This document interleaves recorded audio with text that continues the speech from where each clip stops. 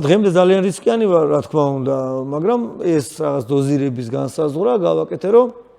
გადამლაშებული არ იყოს, ანუ ექსპერიმენტი არ ჩავატარო რისკში. ანუ უკვე ის, რაც უკვე ექსპერიმენტ გავლილია და რაღაცის ფარგლებში ჯდება, იმ რისკთან მივიდე რაღაცა საზომამდე და რა იმის იქით რა და თან ნუ გეტყვით როგორ რაღაცა რა, ალბათ მე გათამამებს ისიც ჩემ შემთხვევაში, ყოველ შემთხვევაში ესეა, რომ როცა უკვე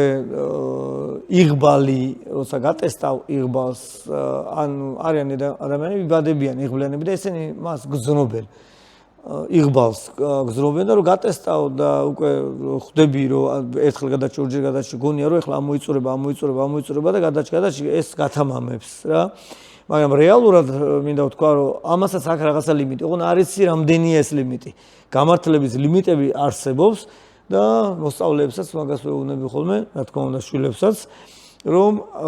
თუ გაგიმართლა, ეგ იმას არ ნიშნავს, რომ შემდეგზეც გაგიმართლებს, კი, იღბლიანი ხარ, რადგან გაგიმართლა, ფაქტია, რომ იღბლიანი ხარ რა, მაგრამ ლიმიტი არ მოგეწუროს, ანუ შეინახე ეს იღბალი რა, სადღაცებში გამოგადგება ეს იღბალი, ანუ არ ეთამაშო იღბალს. და ვფიქრობ, რომ ნუ აი მეც ახლობით მანდ ვარ, ანუ ჩემი იღბალის გავცდი ყველა ლიმიტს, როდის გათავდება არ ვიცი, მაგრამ რადგან ვიცი რომ გავცდი ყველა ლიმიტს და როდის გათავდება არ ვიცი რომელი იქნება ბოლო გამართლება, ხო? ამიტომ არც მეშინია ამის რა, სიმართლე რომ გითხრათ, უკვე ბავშვების უკვე დიდები არიან, ანუ ის რომ მიხედვათ დაჭირდებათ ეგრე უკვე არ არის, მოდი ესე ვიტყვი და შესაბამისად უფრო მემარტივება, ანუ აღარ მიმაჩნია უკვე აი იყო რაღაც ფაზა, რაღაცა რისკის, მე ეს დაუწიეთ ამასა, მაგრამ დაწეულ თამასაზე თუ ეს სადღაც მაინც ამოიწურება რა, ნუ შიში ამისი არ მაქვს და არაერთხელ უნახავს ჩემს გულშემატკივარს, როცა რაღაცა ხდება, ერთ-ერთი ბოლო იყო მაგალითად ჩემი ავტომობილის ძრავი აფეთქდა, ანუ სრულად ალმოდებული იყო ავტომობილი, ბევრი ვიდეო არსებობს მაგისის, სხვადასხვა კუთხიდან და მაინც ანუ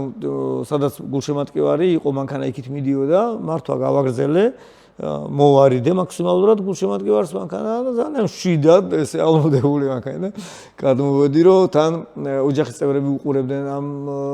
რბოლას ჩემი შვილი იყო ერთ-ერთი უმცროსი რომელიც ესე ძალიან შეშინებული იყო ძალიან შეშინებული იყო და ის რომ ოჯახის წევრებმა არ იგზნონ ხოლმე შიში ხო ყოველთვის ძალიან მშვიდად გადმოვდივარ მანქანიდან თუ რა თქმა უნდა, სანამ შემეძლება ყოველ შემთხვევაში ესე ვიზამ, შვიდად გადმოვდივარ, რომ დაწყნარდნენ, რომ ყველაფერი კარგად არის.